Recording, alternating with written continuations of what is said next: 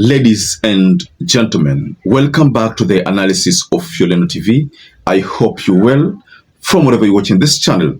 Now, the moment Ongondowere died, the people of Kasipul realized that they had already lost one of the members they've always relied on the most. Of course, there were people who are saying every negative thing about Ongondowere, and we went through those details in our previous videos.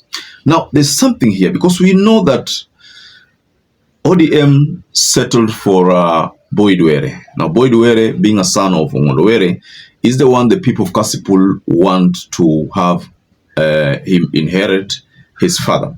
That's why ODM is busy campaigning for Ongondowere. Asante, nipungie kofia yako kama unaniona. Kasipul oye! Boyd oye! ODM ria! Of course, we know one of the fiercest competitor here is Philip AROKO, who is also accused in that murder of Ongondowere. Now, there's something about Philip AROKO and Boydwere that I want us to look at, because IEBC has already thrown a warning, and IEBC is threatening to disqualify candidates and political parties since there was violence during a Kasipul campaign violence. There was violence during a Kasipul campaign rally that left 2 dead. Now, what we are told about this story is that there were people from Philip AROKO's camp who invaded an event that was hosted by Boydwere. And what happened thereafter is that these people caused a lot of chaos. Based on the story we have, and I'm going to take you through the story. They wreaked havoc there. And then this havoc was wreaked on the security of Boydwere. And the result of this havoc, or the event damaging, is that 2 people are left dead. That is according to the story that we have here, ladies and gentlemen. This incident took place on November 7th.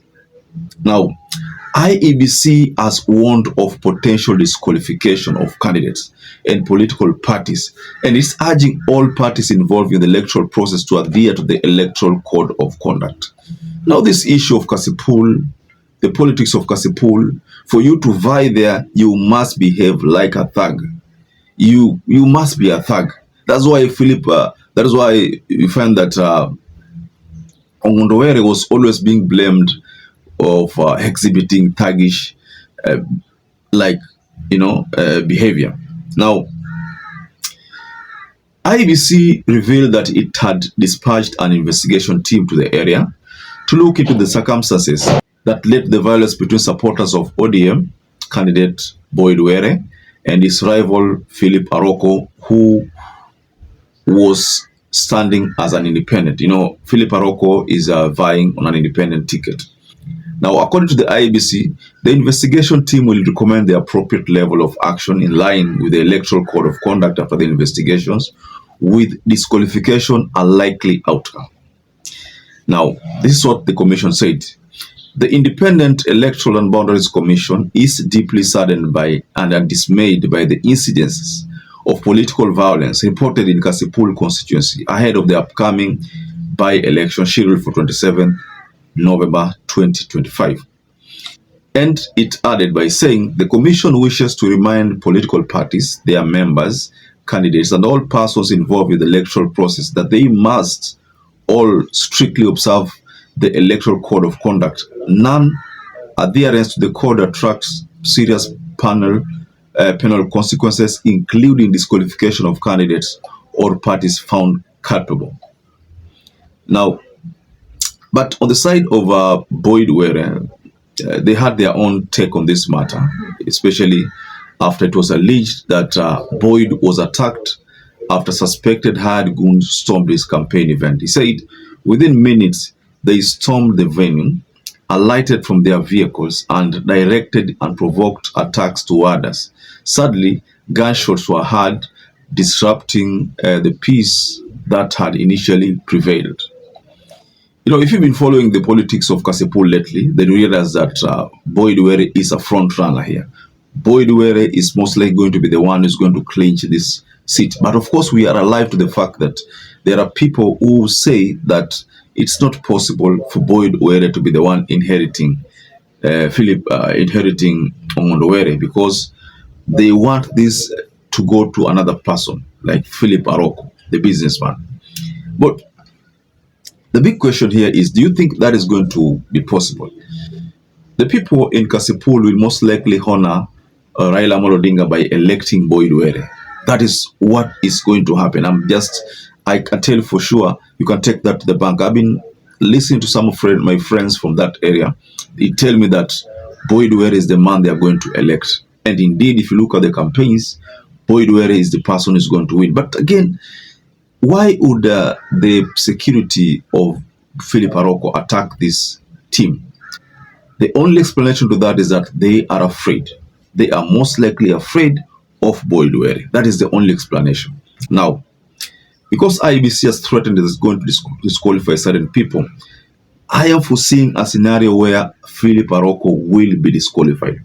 Either it's a verdict that will come as a result of favorism, or as a result of investigation which shall have given the IEBC the correct picture of what really transpired. So most likely Philip AROKO will be disqualified. I'm just suspecting that is going to happen, because of course the people who attacked them are the ones from that other camp. If at all they had not come, there would have been no death there. Take a look at this. Someone just invades your home. You are peacefully speaking to your wife, with your kids. Then he comes with goons, decide to cause some chaos there. And then all of a sudden, your child dies. You know, you will not be blamed, but the person who has caused that harm is the one who's going to be blamed, because they invaded your homestead and they caused chaos that led to your child dying. So that's what I'm trying to look at in terms of this issue of Philip and Boyd Were. If at all Philip's men had not come to that place, then death would not happen. It's just like the case of Aisha Jumwa. You remember Aisha Jumwa's, when Aisha Jumwa decided to invade a rally, peaceful rally, and then gunshots were fired and someone died. Again, the question was, if at all Aisha Jumwa had not gone there, would there be any death? Of course not. Now, ladies and gentlemen, I'd like you to help us understand what you think about this whole drama. Do you think Philip AROKO is to blame or Boyd Were? Just tell us below in the comment section. I'll be happy to go through your comments. So perhaps if you're watching this video and you've not subscribed, take 1 second and subscribe, like this video. Till you catch up again, stay safe and stay blessed.